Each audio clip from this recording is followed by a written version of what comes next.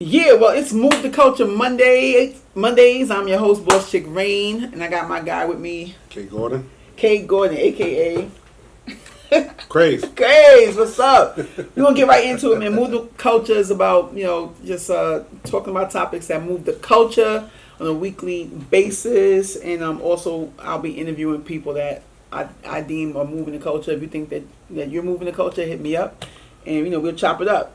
I think right now we're going to get right into what everyone's talking about, to me, is Irv Gotti on Drink Champs. What you think? My nigga Irv was cancering that whole Ashanti shit. He was just letting his cancer shit out. Oh, you were saying he's cancers! I don't know about he was that. Emo? Irv, or what? I'm not even going to say he was emo. He was. What's the cancer shit, though? He was. He was super emotional about, basically, he's not letting it go. Where it was, what he says, 20 years later? You know what I'm saying? And he still talks about that shit with fucking passion. But in watching most of the interview, like most of that part, I was with the hate train, saying he's a bozo and all this stuff. But once I saw his side, I do feel like he's justified he feels some kind of way about her dubbing Murder Inc. during the heat. And I feel like, Nori was kind of like, everyone can easily say, she's a woman, she didn't sign up for this. But she was not in no real danger. She wasn't, but it was like being associated with Murder Inc. at that point in time was like career suicide. Yeah, but what did she do after Murder Inc.? She didn't do nothing. Nothing. But you gotta remember, at that time, like he said, they was at their height. So, because he threw in that little jab when he was like, fuck you, fuck your team, because it probably, like he said, if he did go to jail, it was the perfect way out. So, in retrospect, she was big at the time. But, like he said, she didn't do it on her own. It was their chemistry. Which, when he went into more detail about it. No, but I'm saying that is a part where it was their chemistry. What I liked about him, I'm saying that I was a part of, like, a lot of times, and this is why I'm also doing the show, right? Because a lot of times we see clips and everyone runs with a clip, right? Right. So I'm saying, in watching it though, and seeing more of his perspective, he was fully transparent about everything. I feel like being a dickhead, asshole, or whatever, through and through about everything, from the business to the music. Because even I'm not jacking. What we're seeing on the past couple of weeks within the culture is that a lot of these dope artists do not own their publishing. That's another thing that came out. And he was kind of doubling down on Ashanti does not own any publishing with that. And that's crazy because we all know she's more of a writer. So see, but once again, it goes back into, like, everybody's crying about the shit now. But, and I'll speak of it for myself, from my past experience, like, you know what I'm saying? You be so happy or thirsty to get the deal, you willing to just sign anything, and you don't know about half the shit. Half of them may not know about mechanical royalties, you know what I'm saying, and every other thing. They just sign it away. And now, when you know about it, now you want to get mad now, and then everybody's looking at, as much as, like, Puff get on my nerves with shit, but what he says is true. And what you let him get away with happens. He was like, yo, I got into this to be a publishing company. So my first thing is to get the publishing. You know what I'm saying? It's not his job to make a deal that's going to benefit the artist. Just like, like you said, within this week, it's not their job. It's not about being their job. The problem is again, about the culture. The problem is that black people get in position and you go, it's not about being your job. It's not my job to put nobody on either. It's not my job to tell you that you're doing the wrong thing. It's not my job to tell you how to register a business. It's not my job. Right. But it's about, like, getting in position and putting other people in position and explaining that. So you can easily say you got into a business to be a publishing company, but when you're signing, you're not mentioning publishing. That's being like, so black people get in position and they follow the same rules that they know is not right. It's a never ending cycle. Every person that has I'm not saying like the artist has to know the business better, but no, you can't say it's not about it being your job. It's about doing good business. Good business ethics is me telling you everything. Like, this is what it is. I own a part. Because even with the 5-year thing, right? A lot of fools still don't even see that. To me, Mace did the better business deal. The whole concept of signing for 5, he's not the label per se. He signed them for 20. They all got 5 apiece, solely so that he can control the deal that he got him. When he got the deal, you got 750. He got you a deal for 1.5. He took 800 and he gave you 700. This is true. But that's very important. But look at what Mace went through. Mace went through that situation. So he's a symbol of what I'm saying. When you get in the position and you've been in it, you being a sucker. When you're in position, you do the same exact thing. That's what people are doing. That's not cool. But I hate to say it, it's just not the world we live in.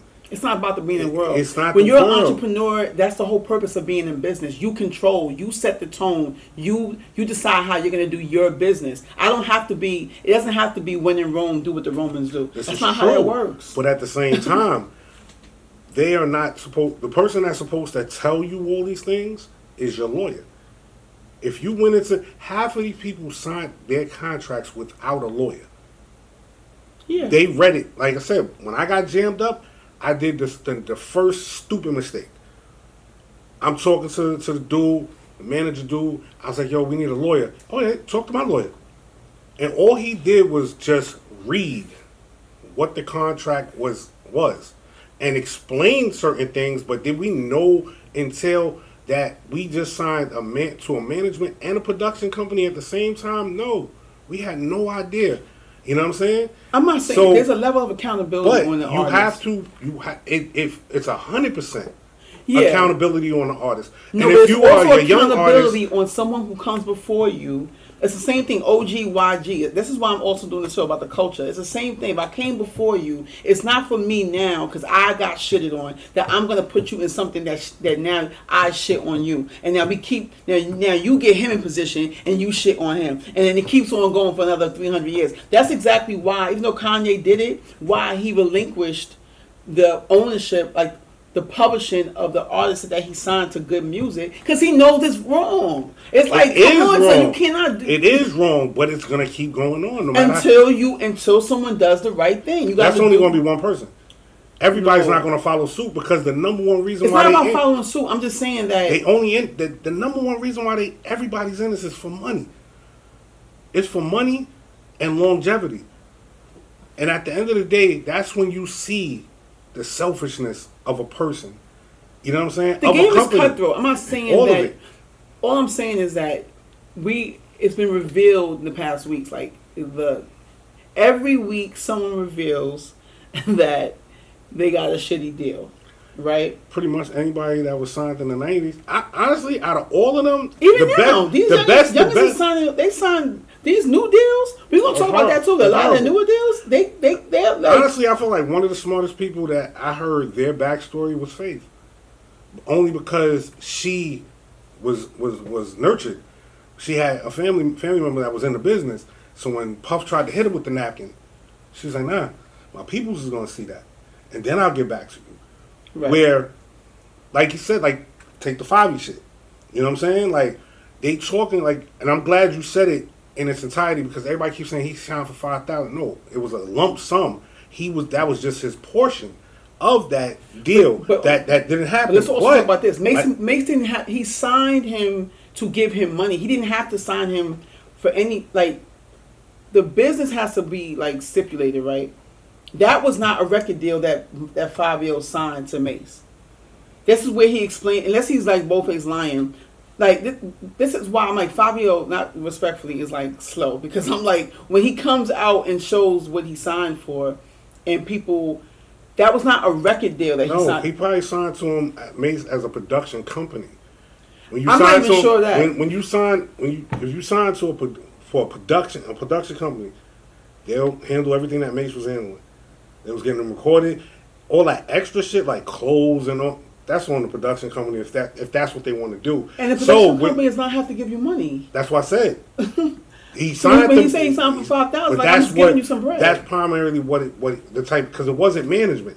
It was like a little bit of both. You know what I'm saying? But it was more production company. It was more of a brokering deal because as a production company, this is the artist. He didn't sign as a producer though. He signed more to control his deal. Still a production company. How's that production? If he was putting them in the studio to get songs done, he still was producing it. He doesn't have to physically be the producer. You know what I'm saying? Because he can get the song, get a producer, get the song, and then when he comes to the label, he's like, yo, this is the artist that I have. And then he worked out however the deal was. But, like Fabi said, at that time, nigga was fucked up. But still in 2022, he does not know what he signed. That's what's prevalent to me. The more he talks, he does not know what he signed. He don't know still, which is why when he went on Gilly, you saying you signed for 5, but you left out that the 5 got you 750. He left out a lot. It wasn't that he signed for 5. That was just his portion because he signed 3 people. You know what I'm saying? For what is it? 20? It was 15. It was for 15. 20. It was 20. So the manager was supposed to get the right. The manager took the whole 20. You know what I'm saying? So technically, he signed y'all as a collective, and that was just your portion, and y'all all got the same deal because he was going to try to get all of them signed. Right. You know what I'm saying? Whether it was separate as a group, whatever. You know what I mean? This is what y'all got, and then when we got the full information, you know what I'm saying? And then people still had something to say when he was like, the masters, that's something totally different. You can't, once again, well, we go back into business. But it is, though. Same thing with Irvin. This is what I'm trying to say. It is, though. Bring it back to Irv. It's 2 different things. It's masters and it's publishing. So, low-key, Irv is he's basically negotiating to sell the masters for $300 million. So, I'm like, in that, he does own it. I'm quite sure he's going to break Ja Rule off. Are you not going to break Ashanti off? He owns the masters and the publishing.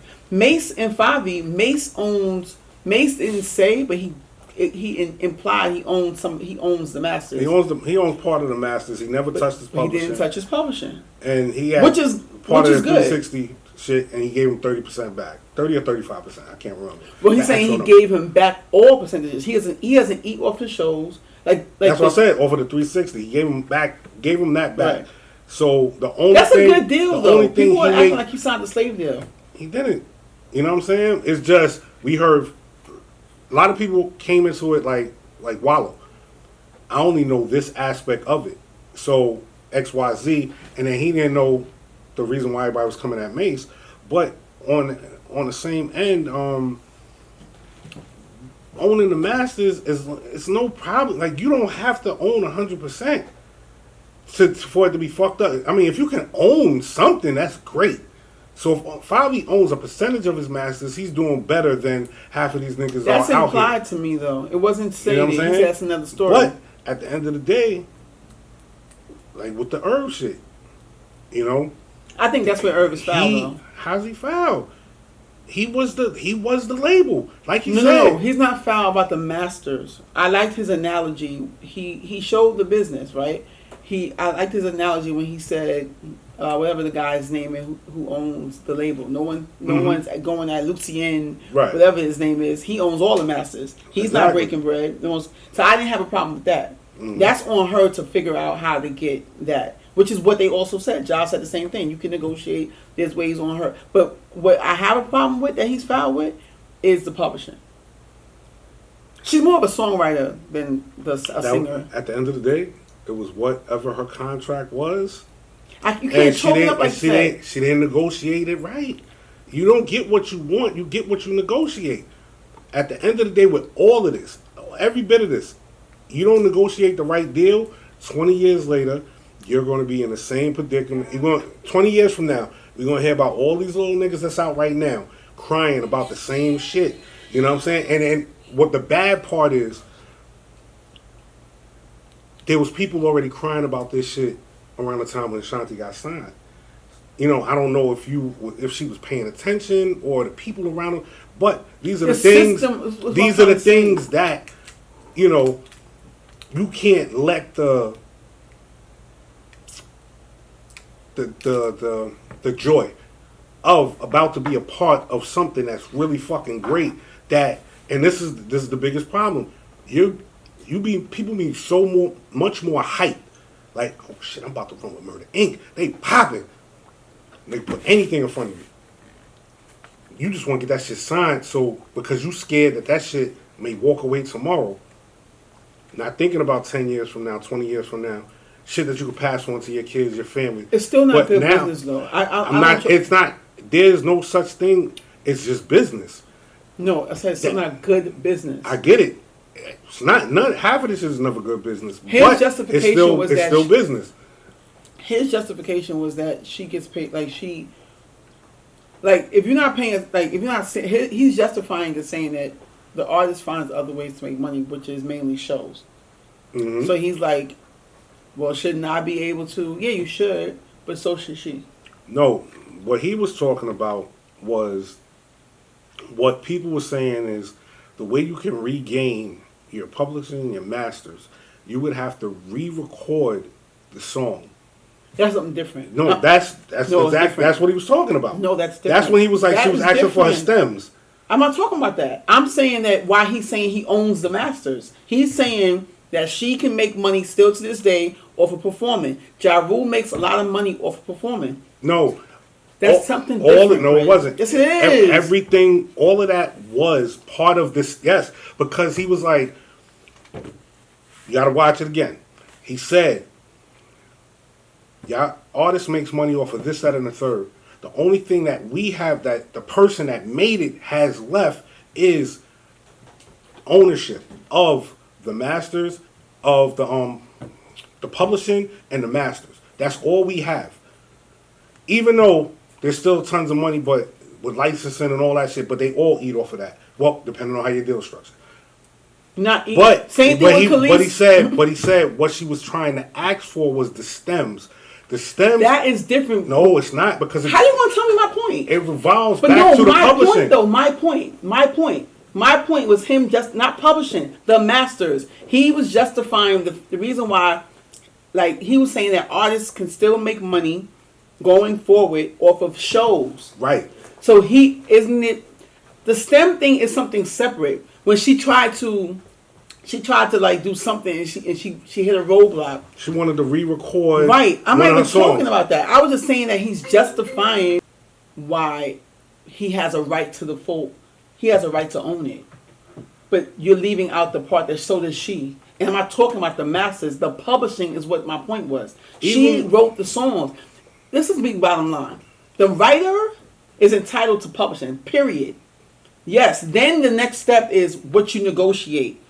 Because that shouldn't even be a thing. This is what I'm trying to tell you. Like, I hate when people just chalk it up to, that's just how... That's not just how it goes, yo. If you don't know, that's why you're supposed to renegotiate, right? People end up... You might start out with... It's nothing wrong with taking a deal for a certain amount of money and they got the publishing. But now when you find that out, on your next deal, you negotiate for a percentage of your publishing. But it never made it to a next deal. And now we're going to get to the guts of the interview. This is the issue. I really feel like the way that their relationship severed ties and why he can't get over it and why he knows she's entitled to some of the publishing. Writers are entitled. So this is the problem. The system is these people are getting paid. They don't. Same thing with Pharrell and Kelis. He don't need her publishing. Nigga, you got publishing for 1 million different artists' records. You done made 1 million. You don't need her publishing. He don't. But that's the problem. It's always but that's the thing. It's always been a problem. But once again, no matter what good nobody would have thought because he's Mr. Happy, he's the fucking most nicest guy that you see in the industry, that he would follow industry rules. But they all do. Exactly. We probably would do it too until you get to the point where but then you have the power. It goes into your moral compass. If you was in that position, how you would handle it would be completely different. You know what I'm saying? But everybody got into this for different reasons. And I hate to say it, a lot of them harbor what they went through, what they lost. It may not pull a mace, where they still want to go for the rights of the artists and make sure that they're straight. They were like, yo, it got, and that's the fucked up with anything.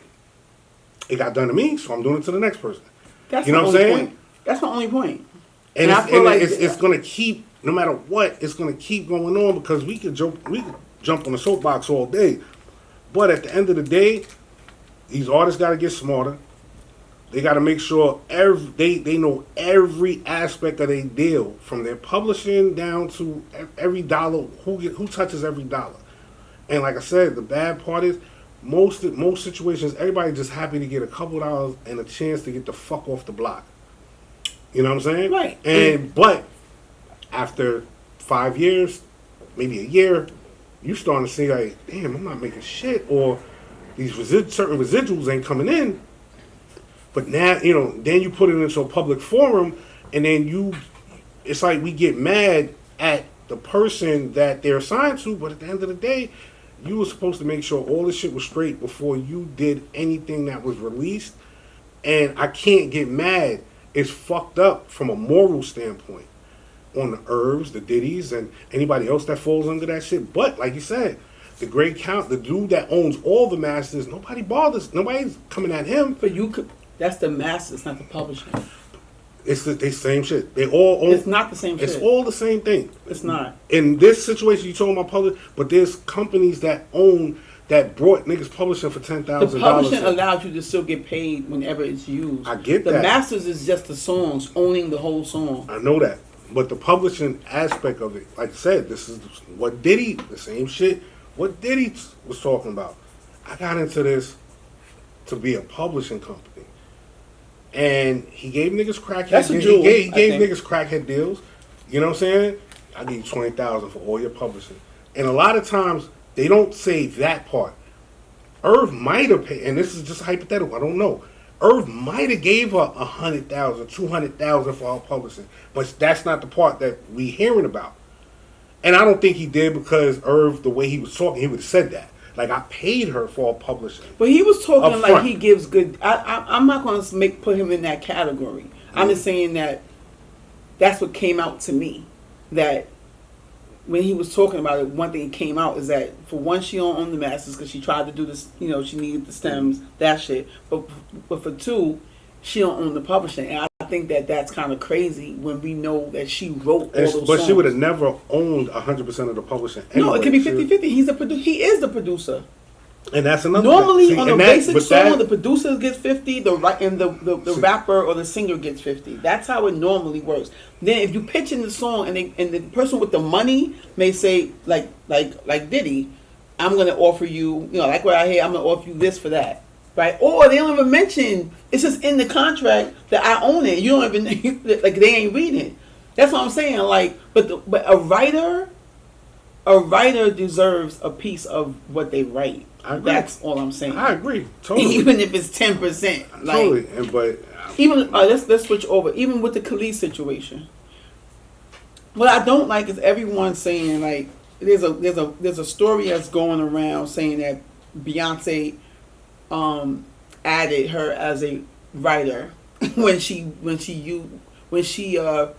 added the interpolation of Milkshake to the Energy record that she made Kelis. This is why I want to talk to people that know the business, like the music business, like to a T, to see what's what, right? Because so when I was doing my own research, for one, she can't do that. You can't just make somebody a songwriter if they wasn't a writer. When you add them, she had her name there as a performer. She performed, like, basically, I used Milkshake that was written by Pharrell and Chad, performed by Kelis.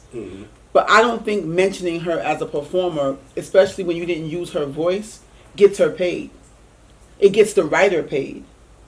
And that's what I want to find out. Because everyone was like, oh, well, she was going to get paid. No, she was not getting paid. Which is why when she was bitching or when she was ranting, she wasn't really shooting at Beyonce. And this is the point I want to make. She was really shooting at Pharrell, saying that this has been happening over the years. He knows, that he owns her publishing. The Beehive always take the shit way out of control. Right, but I just want to make one point, though. I think it was, the point Kelis was really and this is what stuck out to me. She was just like, where was just the professional courtesy? That's all I took from Kelis as far as. But no, but that's why I want to say that. Why you just could have reached out and just hollered at me. And told but me it wasn't that. It was about female empowerment, and it's because she's not really owed anything per se, right? She's just saying you talk all this. That was the shot. The shot was you talk all this female empowerment thing, but I'm a doer. I'm about the action. I felt her on that because, I just feel like female empowerment to a degree is a myth, right? And I'm saying that as a woman that empowers women, that has a brand that empowers women. A lot of times, that's another topic, but a lot of times I have yet to meet women that are really about that. You know what I'm saying? It'd be for the gram. It might be for the gram. I don't know. It's a marketing tool. Women's empowerment conference. Everything. All that. Anything that's a major talking point, it just, it sounds good. It floats off the tongue real good. But like you said, you know what I'm saying? It's not what it really is in the forefront. If that's what you're saying. And I feel like that's what she was trying to say, which got taken out of context. They were saying that she was like shade. It wasn't really shade. It was just like, she's not old. And people are trying to break this down. Like, if she was the writer, though, she would have been given a heads up, because that's how you would be notified that this person is using your song, but you're not, and that's why her issue is really with Pharrell, saying that she wrote the song, or it's probably the same thing, similar to Irv and Ashanti, where it's a collaboration. You know what I'm saying? Like, I wrote some of the. Because I'm seeing Irv was writing the melody. That's a part of it. Irv, like what he said, when he broke it down, he did a lot. Like he said, he's not your typical producer. Like, I don't beat the pads, and you know what I'm saying? He's an arranger. Yeah. You know what I'm saying? Like Diddy. Exactly. I think Diddy's an arranger. Definitely like Diddy, and like Dre, and even like Hit Boy. It's a bunch of them. You know what I'm saying? And Hit Boy is not a producer. Is it Hit Boy? Which one is the nigga that used to be a rapper? Not Hit Boy. I'm sorry, I said it wrong. Kanye. No. He did the Sexy Can I with Brandy's brother. Pleasure P? I don't know. I can't remember this nigga name, but Hitmaker. Oh, Hitmaker. There you go, Hitmaker. Thank you. Hitmaker. He's not a real producer? He got a gang of people producing. You know what I'm saying? Collaborative, but his name is the top name. However you do it, however you make it work, it's still production. You know what I'm saying? It works. I just feel, like you said, it's just you caught up in the moment and you recorded it, you wrote it, you happy to hear it, it's on the radio, but it's all that incidental paperwork that's filled out on the side that you don't find out until it's too fucking late. And that's the bad part about all of this shit. Like you said, with the Kelis shit, with, what Irv was speaking about with the Ashanti shit, and you go on for fucking days, But, yeah, like I said, for me, I didn't listen to the whole Kelis thing in its entirety. What little parts that I did hear, I took the same thing, like you said. She had more of a gripe with Pharrell and Chad, and she just would have, from what I heard was, all you had to do is give me a phone call. Yeah, you know what I'm saying? Because we run into the same circles. It's whack hearing things third party. That's a pet peeve of mine. Yeah. I have a rule with that. Like, I shouldn't be hearing something from somebody else that I should have heard from you. Like, a fan, it happened to me even too with a battle. I'm finding out about the battle because I'm tagging it. But the people who did it, they didn't send me the flyer. Like, how does that work? Same thing. It's like she's hearing from fans about this song, but she may have jumped the gun, because I'm hearing that she might have jumped the gun, because I don't hear the quote unquote sample. I never listened to a Beyonce album, so I won't even be able to help you with that. Well, I try. But I want to talk about the aftermath of that. So people, Beyonce removing her. What's your thoughts on that? I don't want to say it's petty, but it's like, you know what? Fuck the song. I don't need this headache because of this situation. However, she may have looked at it and was just like, And it's crazy because it's easier to do that shit today because everything is fucking digital. Because let's say this was 20 years ago, it wouldn't have been no removing nothing because it would have been on vinyl, it would have been on fucking CDs, it would have been, you know what I'm saying? It would have been no way to remove the song. But with the technology that we have now and how everything is pretty much it's just uploaded. I don't think it's petty. I think she gave her what she wanted. I really feel like people are taking that like a loss for Kelis. I think it was a win. The win is fuck you. The win is a fuck you to Pharrell. It's like, stop using my shit without, like, until we get this shit like taken care of. I don't think it was petty. I think it's only a piece. It wasn't like a major part of it.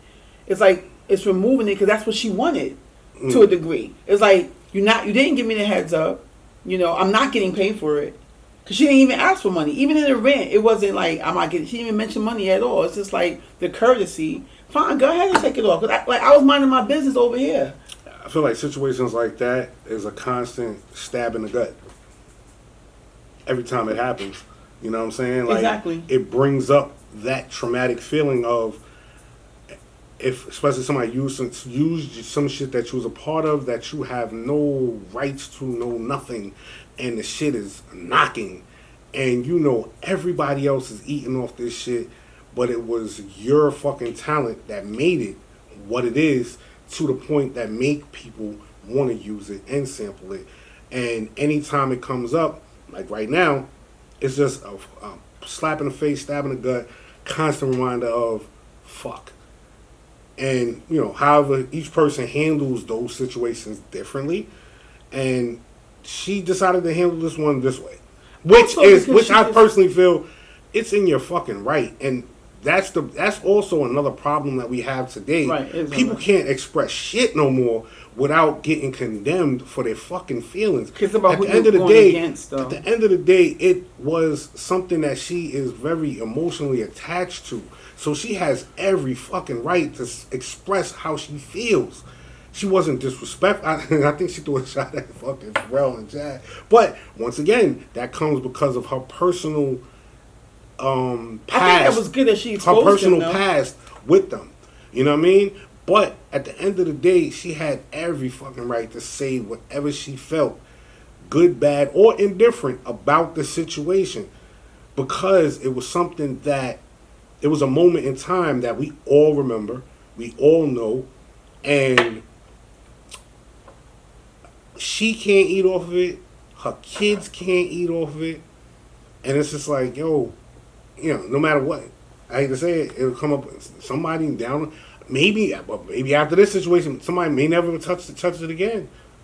No, they use that in commercials. Milkshake is a popular song. And then once again, if she ain't getting nothing off of it, it's a constant smack in the face, you know, of what, you know, because she really hasn't had nothing to, and correct me if I'm wrong, to top the success of that one song, to constantly be used, and, you know, as much as it's not as marketed as any of her other songs that she's put out. I think the other thing too, which I don't like about the culture, is that people think because you're not in the forefront or you're not active to them that you're like struggling or you're doing bad. She's pretty well off. She has a food brand that's doing pretty well. Also, her husband just passed away, and she probably was at her wit's end. Like, yo, I heard, you know what I'm saying? She got tagged by fans, and that's why it was about the courtesy. But I'm saying about the culture, just because everyone's like, oh, she should be happy that she used it. Why should she be happy? That's because it's a shout out. I guess at the end of the day, because their nothing left life would be happy.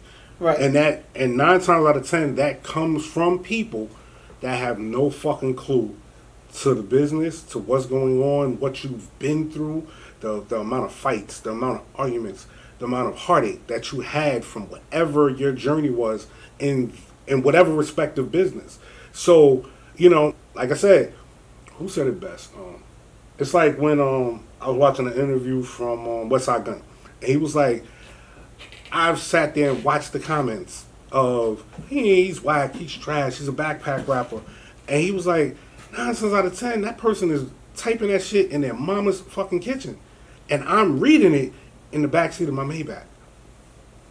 You know what I'm saying? So it's always the people that don't got nothing, like no real, because you can have constructive criticism on, or your opinion on how everything went down. But to tell somebody she should just be happy, 9 times out of 10, that person's not living a good life. I'm sorry. That's just how I feel.